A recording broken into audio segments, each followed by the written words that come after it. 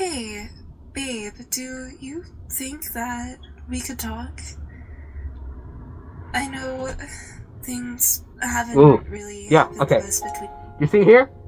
That was pure vulnerability. She hesitates to say something, meaning she's allowing herself to become weaker than what she actually is. She's allowing herself to, be a servant to whoever she's talking to, possibly her boyfriend, considering she calls him babe.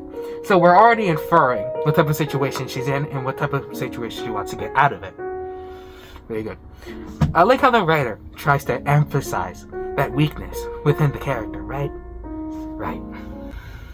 Lately, I tend to let my anger get the better of me, but I swear, I don't mean anything by it. I'm Oh, really passionate, and I love you hold so on. much. Did you notice that? She stutters a bit. Now, stuttering typically stems from the fact that a person usually doesn't mean what they're actually saying. So we can already infer through the character she's lying through her teeth. In some sort of way, some sort of twisted, manipulative way to get the person she's talking to understand her in some sort of way. I like how the writer is trying to show us, the audience, like the vulnerability the character is trying to show, yet it's kind of spoiling us or showing us what's gonna happen later on in the show, which is really good. I like how the writer does that. But sometimes my emotions just take control. I, I wanted to say that I'm sorry, and I hope that you can forgive me. Notice something. What? Notice something before I continue. She hesitates. Not only is she stuttering, but she's hesitating. Stuttering, hesitating means you are not necessarily telling them the truth. Whoever you're talking to, you're not telling them the truth. You're trying to make something out of your mind. If she were to truly be sorry, she wouldn't be hesitating, nor would she be stuttering. She would be full-on, honest, blatant with the truth.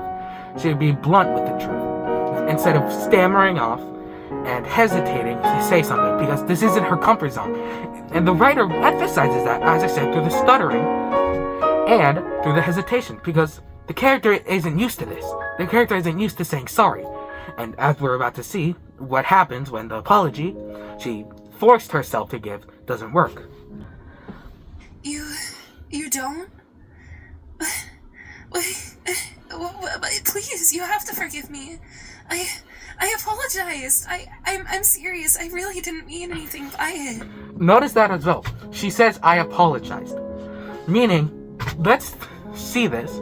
We're inferring right now that this was scripted. Her apology was scripted, and that's why it's being forced out. The writer's really good at doing this, by enforcing this, by making that character admit she's apologizing. I hate that the character forced herself to say, I apologized, I'm sorry, even though she doesn't actually mean it. Really good on the writer's part, really good. What do you mean you're not gonna let me treat you like that? Like what? Is this because I yelled at you? Are you seriously such a pussy that I can't even fucking yell at you? Oh. I thought You see that? That's where the cracks start to show. As I mentioned before, this is a manipulation tactic from the character to the person she's talking to. And we're seeing those cracks start to show. She calls him a pussy. She's basically telling him, really, are you that much of a coward? Are you weak against me? I'm better than you, she's basically saying. That I can't even yell at you, yet you're being scared. We're starting to see the cracks inside of the character throughout this. And I really like that. The writer does a really wonderful job portraying a type of manipulation wall or pillar that's starting to slowly break over time. I really like that. Man. No, wait. I thought you were a man. Or, yeah. Again, this is going back to the manipulation, to that pillar of manipulation, of higher authority. She thinks she has a higher authority to the person, when in reality, it's starting to crack. Her pillar, her standing ovation is starting to crack, and she's trying to use tactics that she has used before. First it's manipulation, then it's basically arguing with him, and now she's starting to panic, realizing it's not working. You need to catch on to those type of things, because those type of things really allow you, the reader, the audience, to immerse themselves in these characters. Which is very unique. Not a lot of people can do that. Babe. So yes, don't get mad. It was a joke. Come back. Oh. I swear. You see what she's trying to do now? She's trying to gaslight the character. She's saying it was a joke, even though we all both know as the audience it wasn't.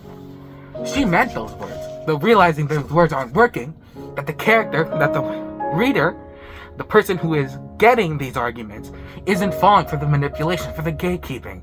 So now she's trying to use a different tactic.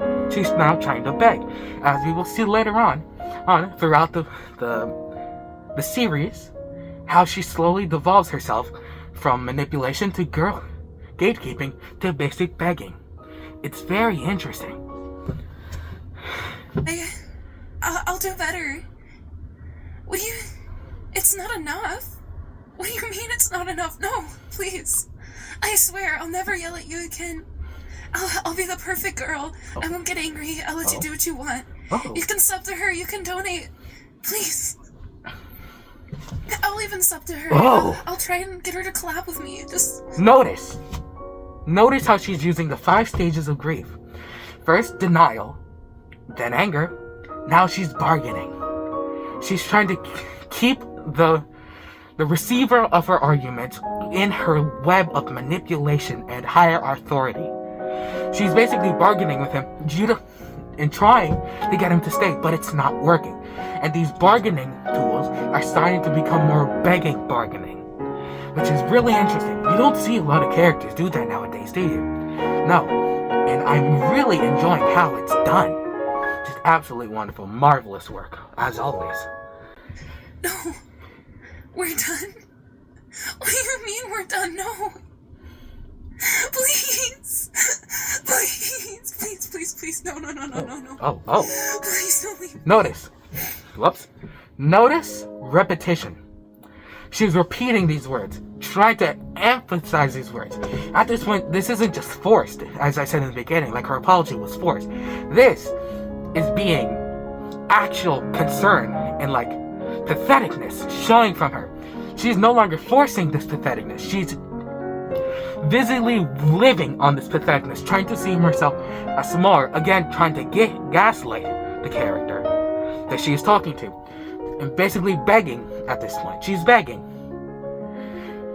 Not a lot of characters show this type of begging. Most characters try to seem more human, try showing an emphasis, a balance between begging and maturity. But at this point, some characters can't do that. At this point, it's just full-on begging, and it starts to overweight the maturity, which is interesting because not a lot of people do this, and not a lot of writers do this well. But in this, it's very well detailed and very marvelous work, as always. I can't be alone again. No. Oh. Pause. I can't be alone again. This is time to get into her backstory. We're starting to understand where this character is coming from. Meaning, this isn't the first time she's done this. And this isn't the first time a person she talked to like this has worked on. It hasn't worked on any of the people she's tried this on before. It's possible she's been in another relationship that failed because she did the exact same thing she's doing right now. Which is really interesting, and how marvelous the backstory is written in this. Marvelous work. Please, babe, no, you have to stay. You promised me. You said that you loved me at my worst. Oh. As I said, as more backstory, the promises that the boyfriend, that the character she's talking to, made to her, basically saying she'd love them at the worst. And it's interesting because she's bringing up these past instances, while also bringing up past instances of her own. She's trying to make herself seem vulnerable, yet trying to remind the boyfriend, the character she's talking to, about his faults, what he promised. Basically, she's trying to manipulate him again through these very web of deceptions, web of manipulations that she's trying to keep intact. But slowly and surely, the hands of the truth start cutting through the webs, is how I would say it. Which is very interesting. Marvelous work. Great work, as I said before. You promise! You promise! Oh. Pause here. Now she's shouting. Now, when you shout, you're expressing your true vulnerable emotions. And here, she's trying to get that vulnerability to be shown.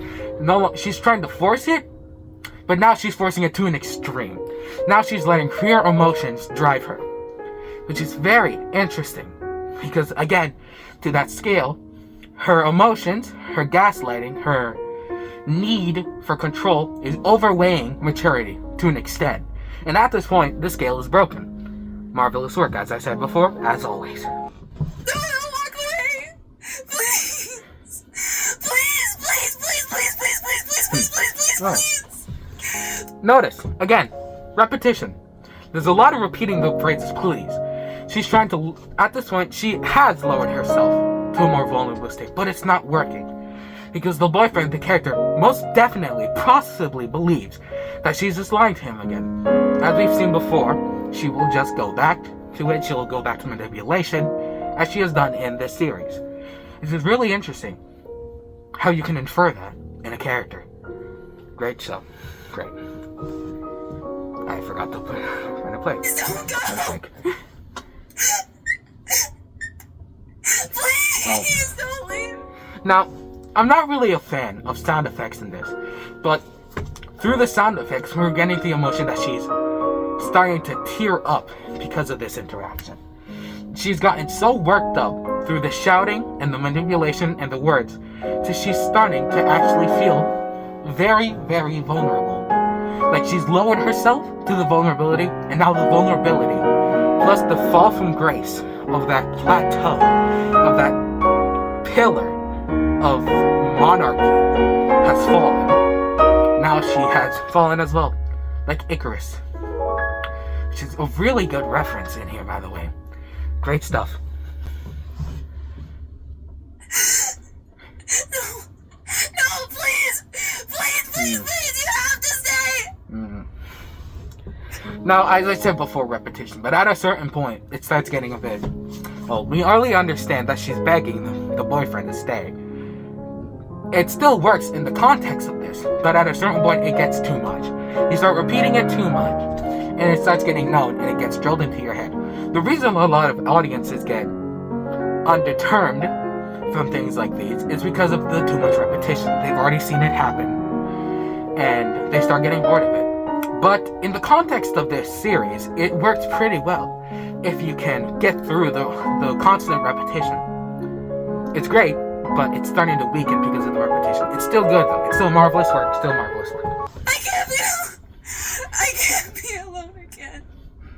I can't. Going back to what she said before, to the backstory, she can't be alone again. She can't be alone again. That repetition. I did just say repetition gets a bit old, but when the repetition is used to elevate a character through emotion, that's when it really works.